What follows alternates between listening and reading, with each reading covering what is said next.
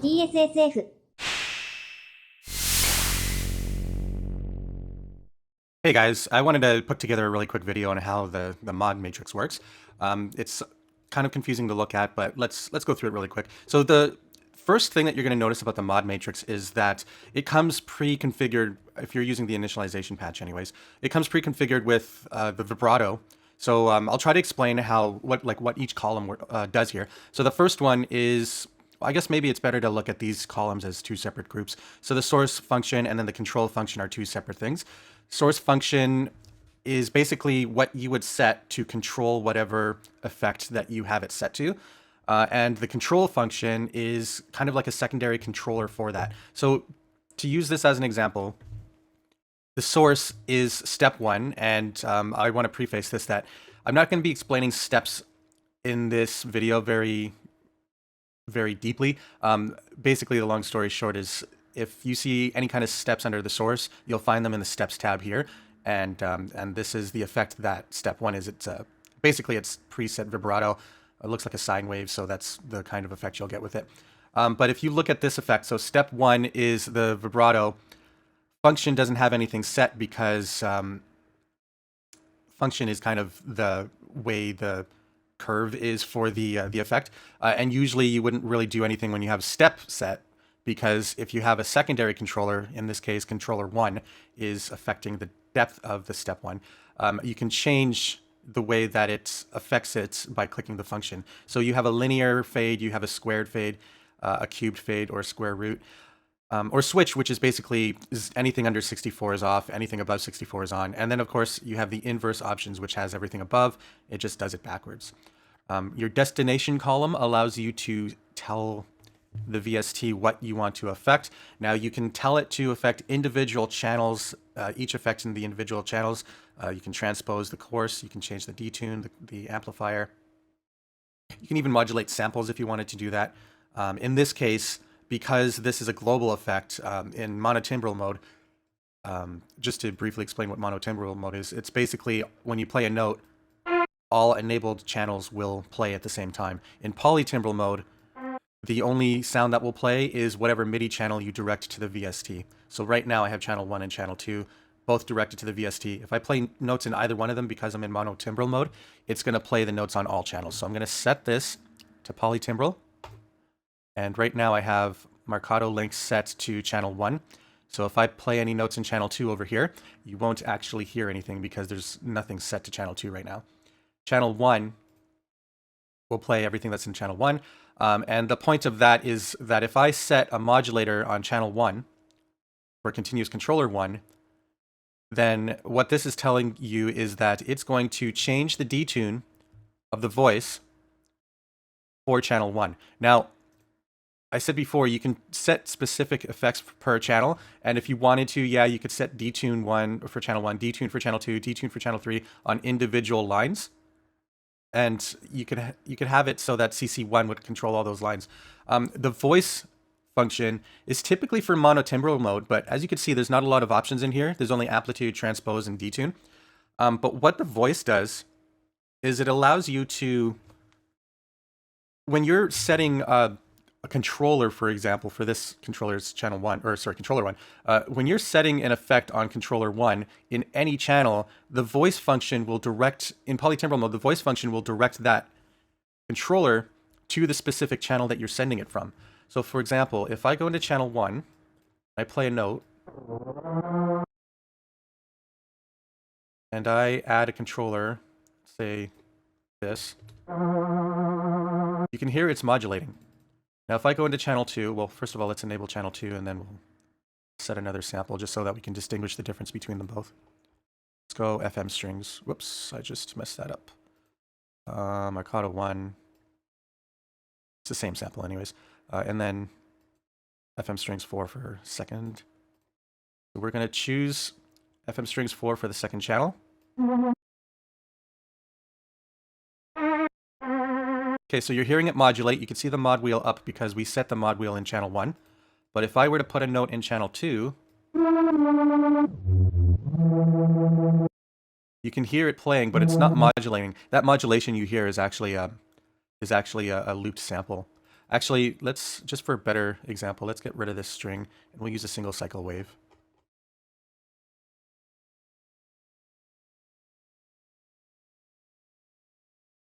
There we go. And the only reason you're hearing it is because I have auto assign set to channel 1. So it's automatically changing my channels to 1, or my samples in the channel. So I'm just going to set that back. So there. Okay, so now if I solo channel 2, you're going to hear a note. We'll just randomly play a note.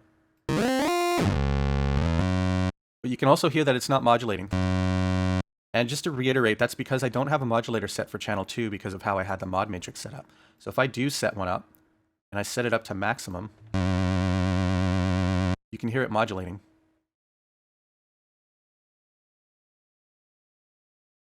So that's essentially how the voice function in destination works. The range allows you to set things in the negative values. It's basically like detracting from whatever you have. Actually, no, a better explanation is if you have a bipolar control, for instance, panning left and right, that's the range allows you to control both sides. If it didn't, then it would only ever pan right. Or for instance, if you set it, I can't change that one, but if you set it to be negative 100 to 0, then it would only ever pan left. Invert is kind of the same thing, except it just inverts the range. And math allows you to either replace or offset. Replace changes the parameters in the channels window. So right now we have, say, fine tune set to 0. But if we change this modulator to replace, then even though this is set to 0, it's going to force the knob down to whatever the modulator in the steps menu is setting it to. If we set it to offset, then what that would do is, actually here's a better example. So let's set it to replace. And then we're going to change, we're on channel 2, we're going to change the fine tune down to negative 100. Do you hear how the pitch didn't change? And the reason is because it's actually replacing whatever value is here. So if I set that to offset, and then I try it again, what that's doing is it's changing, like it's taking the fine-tune effect that we have here into consideration, and the sine wave is actually changing the pitch in relative to how the fine has it set. There's also a couple others. So if I open up a blank one and we click this, there's accumulate, which just adds on to whatever you have, whatever range you have. I forget exactly which destination uses that. And then you have scale. Scale is kind of like a volume function. The reason why you would use scale is if you have, say, continuous controller 7, which is your main volume in general MIDI usually, and continuous controller 11, which is kind of like a secondary volume. Scale allows you to edit both of them in relation to each other instead of, you know, replacing or offsetting and screwing up all the math for all the channel details. So it's definitely something that you would have to set to scaled when you set it up. Getting into that, actually, because the only line that's set up right now is the modulator, like the pitch modulator for vibrato or whatever. If I go into channel 1 and I play it, you'll hear it's modulating. But if I change the volume, so this knob in Cakewalk is assigned to continuous controller 7. Oh, sorry. I wasn't changing the channel 1. I was actually changing the main VST volume. That was my bad. So here is the actual continuous controller 7. It's set to 101. I'm moving the dial, but nothing's happening. I'm moving the fader, but nothing's happening. And the reason is because you have to set that up. So there's a lot of presets already that comes with chipsynth SFC. I made one in the polytimbral mode. It's there's an initialized patch in the polytimbral mode that has all of this stuff set up by default. Whoops, I messed that up.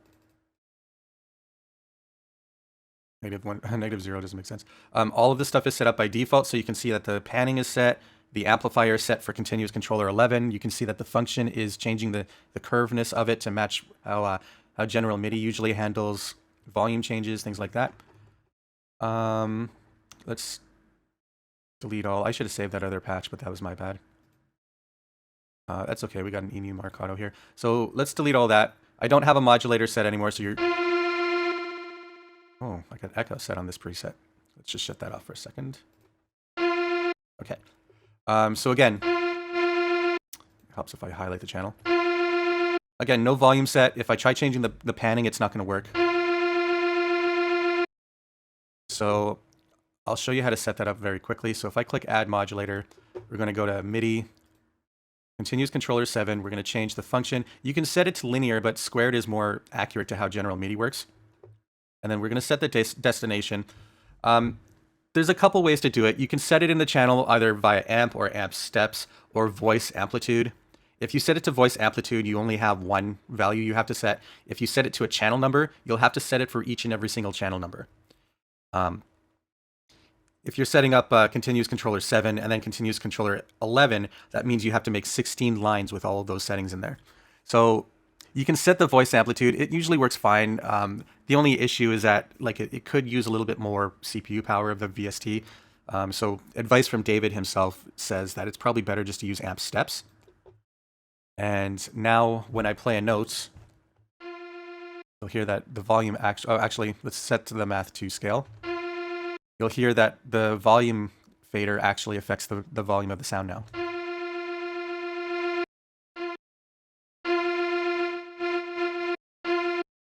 So we have the volume set up. Now to make the panning work, let's try this. See, nothing works. There is no voice setting for the panning, so we'll just add a modulator. Panning is usually Continuous Controller 10, so let's set it to Continuous Controller 10. We're going to just leave this linear. And we'll set channel 1 panning. So I'm going to leave this the way it is for now. Let's see what happens when I try to pan this. Now I'm set to center, but if you hear the sound, it's offset maybe about 75% to the right. And do you know why that is? That's because I didn't set the range down to -100. So technically, the range is set, because its range is from 0 to 100, technically, if you're looking at a circle, then say the knob is actually like 75% to the right of that circle. Actually, not 75%, 50%. Sorry, my math is terrible. There's a reason why my name is Matthew. Okay, so to get the panning to work, all we have to do is drag the bar all the way to the left, and now we have a range of -100% to positive 100%.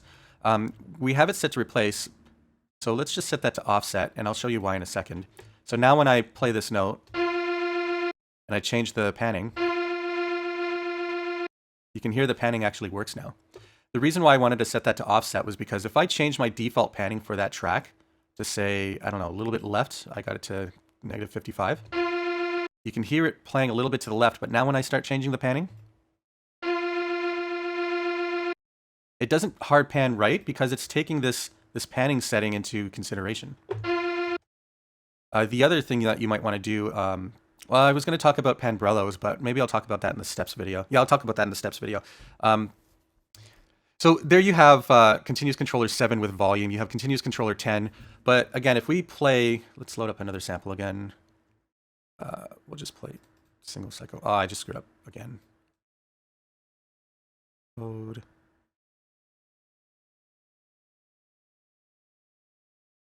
Just setting up my samples very quickly.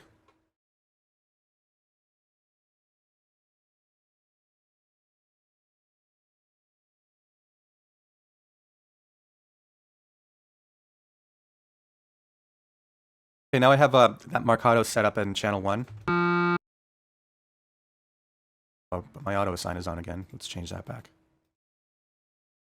Okay. Yeah, whenever you're using polytimbral mode, I always suggest shutting off your auto assign. It's just, it makes it super frustrating when you have to continuously change the channels back. Okay. So we're going to solo channel 2. The tuning on that seems a little bit messed up. Or actually, Marcato is probably not tuned properly. Let's set that to file. That's fine. So now we have channel 2, but if I tried playing the volume on this, nothing works. And that is because I didn't set up the volumes for channel 2. You can see the destinations for channel 1 and channel 1 for amp and channel 1 for panning is set. But if I wanted to do it for channel 2, I would have to make new ones for each of those options. Continuous Controller 7, Continuous Controller 10. I was going to say 11 because I wanted to talk about that really quick, but we'll talk about that in a minute. Okay, so we're going to set this to channel 1 amp steps, set this to channel 2 panning, -100%. We're going to set that to scale. We're going to set that to offset. So now we have basically mirrored everything that's channel 1 support. So now when I change the volume works. Now when I change the panning works. I'll just load up a really quick thing. So if I go into MIDI and then add controller 11, we'll set that to squared as well. We'll set the secondary controller to none. And we'll set that to amp and then scale. So let's highlight channel or solo channel 1 again. Let's move this out of the way for a second. I'm going to go into our controller setup. Controller 11. And I'm just going to make a gradual fade out.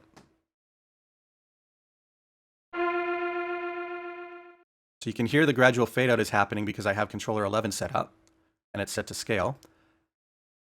But if let's close this for a sec, you can see the controllers right there. If I highlight channel 1, so even though the fade out is still happening, the main volume is still controlling the main volume, even though the other controller is also affecting the volume, but they're changing it in relation to each other. So that's how you would set up 2 different volume controllers and whatnot. There's so many things you can set up. I don't want this video to be more than 25 minutes, so it sounds like I'm already almost there. But the other thing is you can also just right-click on options and set them up through here if you don't want to go looking through everything. My suggestion would be, because I don't want to go through all of the sources and all the destinations with you, I do want to talk about something really quick. So you can set things to the pitch bend wheel, you can set things to the channel aftertouch, program changes. So when you make a program change, it'll cause, excuse me, it'll cause the destination to be affected. You can change the key track, which is how low or how high the notes you are playing. You can change it to raw key, which is just your key being pressed. Velocity, of course. If you do set something to velocity, you'll want to go into the settings menu and change the velocity sensitivity so that the volume doesn't change. And then you can just set up another controller to change the volume if you want to do that. You can actually... that's another thing, is if you don't want to have all that weird stuff and you just want to change the way the velocity curve works, you can shut the velocity sensitivity off completely and then just set the volume, instead of continuous controller 1, you can set the volume to velocity poly. And then the function here would change the way the velocity sensitivity would work based on the curve that you're using. So those are just a few ideas that you can set up. Chipsynth SFC comes with so many presets that you can take a look at that have stuff like that. So for instance, if I go to, I'm trying to find my Sawtooth one. Actually, I'll just use the one that they're renamed in the retail version. I believe it might be under polyleads. No. Anyway, so there's a preset called Saw Filter Q Velocity. As you can see, the way I have it set up is I have velocity affecting the sample in an inverted way, and I have 16 samples of different varying sawtooth samples, and basically the harder I hit the note or the softer I hit the note, the different sample that will play. I made this patch for David Wise, well, not directly for David Wise, but to emulate what David Wise was doing with Donkey Kong Country, where you would hear that he had that Juno sawtooth playing, and every note that played, the new sample would play, which kind of gave it a pseudo filter-ish sound, even though it's just playing a new sample. So this just makes it easier. That way you're not doing a ton of patch changes in the sequence. All you would do is just keep playing the note at different velocities. And actually, if you drag your mouse along the keyboard, it kind of sounds like BB-8 from Star Wars.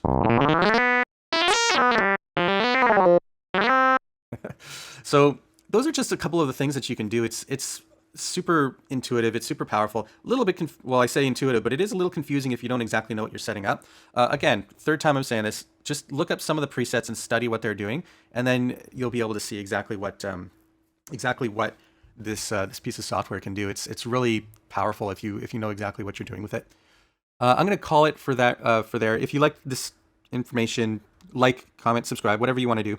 I'm just doing this because honestly, I want to make sure that people are using the software properly, so that you can pull out the best of what this thing can do. It's just so amazing how much easier this makes making Super Nintendo music in a DAW is. It's just, and even if it wasn't Super Nintendo music, if you're just making regular music, there's just so many possibilities with this software. Okay, we'll see you in the next video. The next video is going to be about steps and how to use them. Yeah, so hopefully you guys found this informative. Let me know if you have any questions in the comments. Take care.